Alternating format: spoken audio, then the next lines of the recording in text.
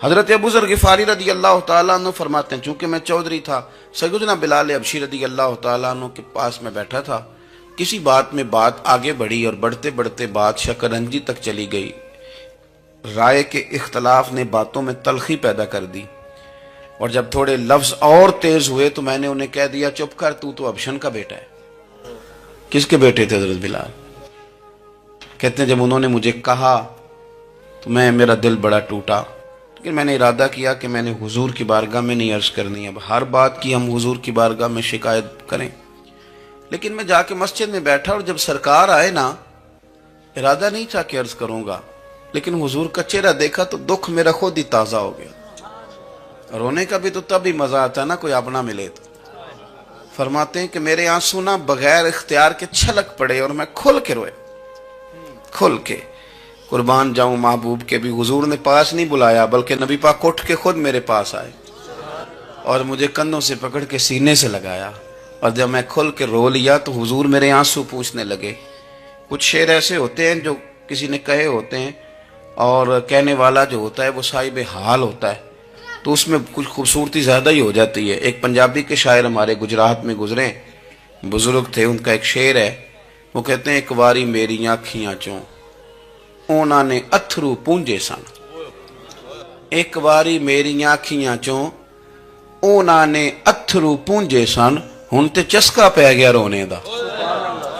ایک واری میری آنکھیاں چوں اونا نے اتھرو پونجے سن، ہن تے چسکا پہ گیا رونے دا، تے ہر ویلے آہو زاری دا۔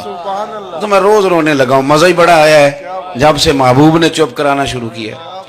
میرے عزیز، اور پھر حضرت بلال حبشی رضی اللہ تعالیٰ عنہ چونکہ حضور کے غلام تھے اور انہیں پتہ تھا کہ سرکار میری ناز برداری کرتے ہیں، حضور نے چپ کرایا۔ فرمایا کیوں روتے ہو؟ تو عرض کرنے لگے یا رسول اللہ صلی اللہ علیہ وسلم، اگر میں ابشن کا بیٹا ہوں تو میری تو غلطی کوئی نہیں نا، یہ تو تقسیم اللہ کی ہے نا۔ الذی خلقک فسواک فعدلک فی ای صورت ما شاء رکبک، جس طرح وہ چاہتا ہے، جس کو چاہتا ہے اس طرح کی اس کی صورت بنا دیتا ہے۔ تو مجھے ابشن کا بیٹا کہا جاتا ہے، میری غلطی کیا ہے؟ حضرت بلال نے بھی نہیں بتایا کس نے کہا، لیکن نبی پاک صلی اللہ علیہ وسلم نے کیا فرمایا؟ امام یوسف صالحی نے لکھا ہے، ذرا غور کرنا بات پر، تسلیاں لوگ اور رنگ میں بھی دیتے ہیں، پر یہ تسلی بڑی انوکھی ہے۔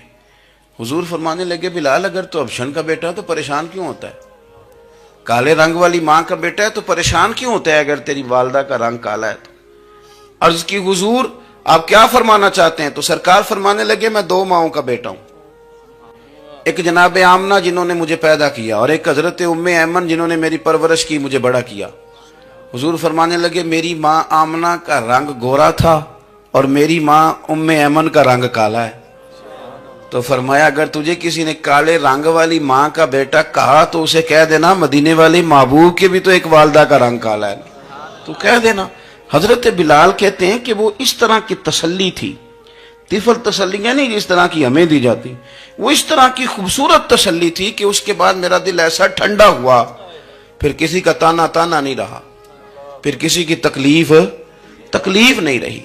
رسول پاک صلی اللہ تعالی علیہ وسلم نے یہ جو آج تقسیم ہے ہمارے ہاں اونچ نیچ کی، چھوٹے بڑے کی، ذات برادری کی، حضور فرماتے ہیں میں نے پاؤں کے نیچے رکھ کے کچل دی، اب اس کا کوئی سٹیٹس نہیں رہا، اب یہ کوئی معاملہ نہیں۔